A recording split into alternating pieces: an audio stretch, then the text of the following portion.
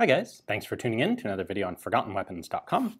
I'm Ian McCollum. I'm here today at the Rock Island Auction Company, and we are taking a look at the Franchi LAW12. This may not look like it, but this is actually a very close relative of the very iconic SPAS-12 combat shotgun. And this is like the stripped-down, lightweight version that was marketed specifically to law enforcement, but never really took off, but was imported into the US, and is actually really the most easily available of all of Franchi's combat shotguns. Now, the SPAS-12 was introduced in 1979. This followed not very long afterwards, and the justification for this in combination, like why would they make this and be making the SPAS-12? The SPAS-12 is obviously the cooler, better gun, right? Well, maybe not necessarily. The SPAS-12 has gotten notoriety, first off, because it was in a lot of movies, and it looks different and aggressive. It's got this weird hook on the buttstock, and it's got a really massive front-end assembly that looks, well, aggressive and intimidating. However, there was a very real purpose for that. The SPAS-12 was convertible. It could be used either as a semi-auto shotgun or as a pump-action shotgun. And in a law enforcement market, there was a particularly good use for this so that you could fire rounds like non-lethal. You could fire tear gas rounds, you could fire beanbag rounds, you could fire pepper ball sorts of rounds. These cartridges, they're typically quite low recoil and wouldn't cycle a semi-auto shotgun. So they manufactured one where if you're firing buckshot, okay, great. Run the forend all the way forward, lock it in place, run it as a semi-auto shotgun, and you get the most efficiency out of it. But if you are doing riot duty and you're not firing lethal ammunition, well, now you can unlock the handguard and you can manually cycle these special purpose rounds that you wouldn't normally be able to run.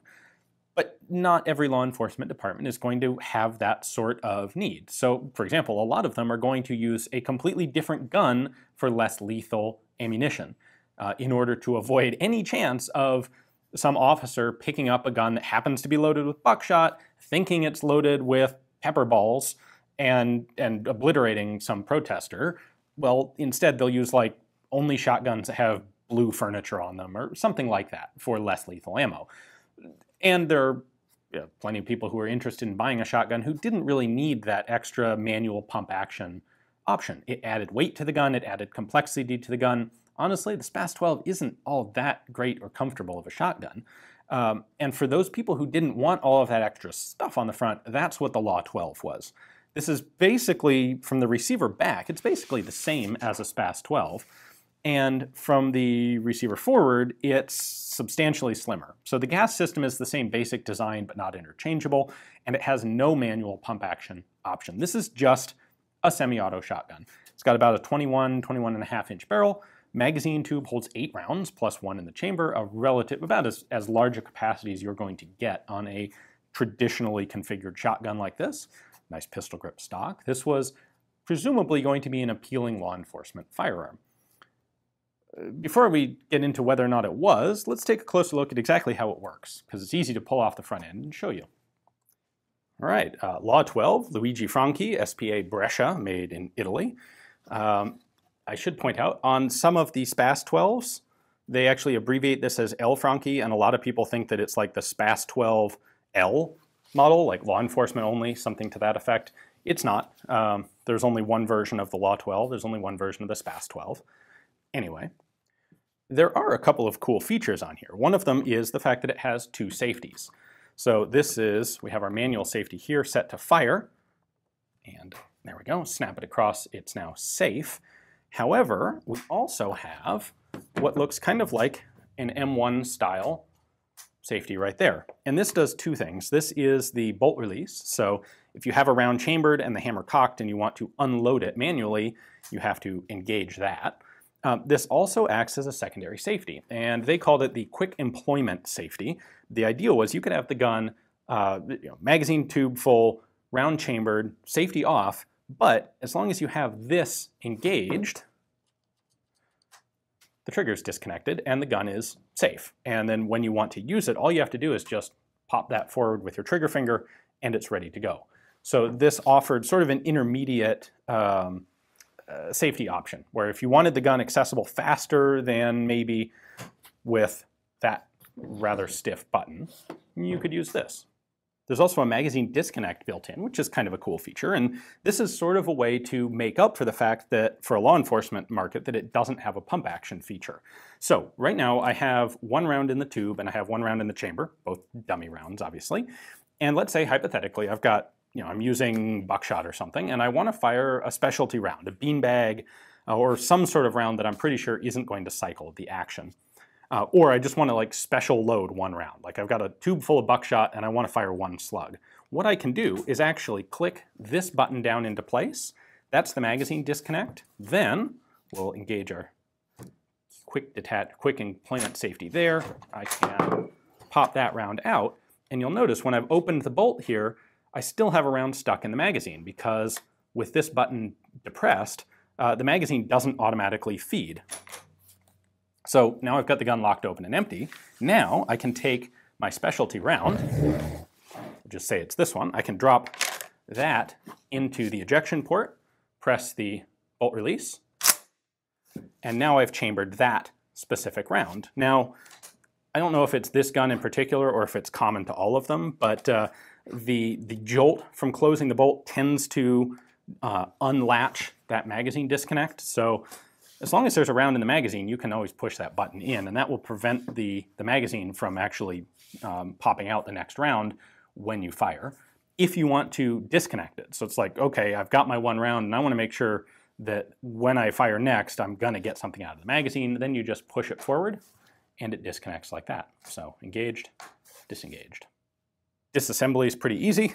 There's no detent or anything. We just have this knurled band on the magazine extension here. I'll pull this off. Like I said, 8 in the tube, 1 in the gun. Once that comes loose, that's the end of our magazine tube. And then this is the magazine spring. With that off, I can then slide the handguard off. This is actually wood, rather thin wood, with an insert in the front and a little polymer sleeve on the back. And here is our gas system. I can, at this point, just pull the barrel off the front. That comes out. And then there's our gas piston. So we've got 2 parts here. This is the actual piston part that takes the impact of the gas, and then this is connected to the spring, and these 2 arms, which are connected to the bolt carrier and then the bolt. The gas block and the 2 gas ports are connected directly into the barrel here. You can see 2 little gas vents down in there, and those are going to blow gas back onto the front surface here of the piston, which drives it backwards. The whole thing, the whole gas piston assembly, is operating on top of or around the magazine tube. So that hole right there is the magazine tube. And when the bolt is cycling, it's in this forward position. When it locks, it gets pushed backward like that. That pushes the locking lug up, which locks into this recess on the top of the barrel. And that's how it stays locked and safe when it fires. A couple other little features here. It came standard with a bead sight. It also has threadable, the barrel's threaded for choke tubes. This threading is the same as the SPAS-12, so any SPAS-12 muzzle accessories the LAW12 can also take. There's a ring on the front of the magazine extension for your front sling swivel. The rear sling swivel is molded into this hollow polymer stock. The stocks are also interchangeable with those of the SPAS-12. Be aware there are 2 different versions of the SPAS-12 folding stock if you decide that you want to get one of those. One of them actually locks onto the SPAS-12 rear sight in the folded position. Well, there is no rear sight on the LAW12 to interact with that, so if you want one, make sure you get the one that locks in the pistol grip itself. The fire control parts are also identical on the 2 guns. So these did originally have a lever safety on them. If you get one with the lever safety, be very careful. That was the subject of a recall. It can be repaired, it should be repaired, and make sure you do, because otherwise they eventually will fail in that they will fire when you move the gun from safe to fire. That's a serious problem. However, because the fire control parts are the same, that also means that the scope mounts made for the SPAS-15 will fit the law, because they replace the pins in the fire control group, and those pins are the same on both guns. Well, maybe I've already sort of given it away, but this didn't turn out to be a particularly successful commercial product. It just didn't really bring anything unique and novel to the table to offer that the myriad of other shotguns on the market, including American-made ones here in the US, offered. It was a fairly expensive gun. To me, the handling just isn't really all that great. The pistol grip is really quite large. I don't think the stock lines your face up with the sights very well. If you pick this up and then immediately set it down and pick up a Benelli M1, the Benelli is just obviously and easily superior. So these never sold all that well. They were imported into the US until 1989 when they fell under the assault weapons import prohibitions. So that kind of killed them here in the US. And Franchi stopped manufacturing them altogether about the year 2000. So despite that, there were more of these brought into the US, and they're more accessible than, well, more accessible than the SPAS-12, and certainly more accessible than the SPAS-15, which is a really quite difficult gun to get in the US. There was also a Franchi SAS-12, which is kind of like the alternative universe LAW12. It was a pump action only. So the SPAS-12 did both. The LAW12 is semi-auto only. The SAS-12 was pump action only. And I think the pump action only one was even less remarkable and appealing to the market because it's not like we have any lack of pump action shotguns in the US. So at any rate, the LAW12 remains the most accessible of the bunch. So if you're looking for one, this is if you want a piece of Franchi combat shotgun hardware, this is probably the easiest one to get into.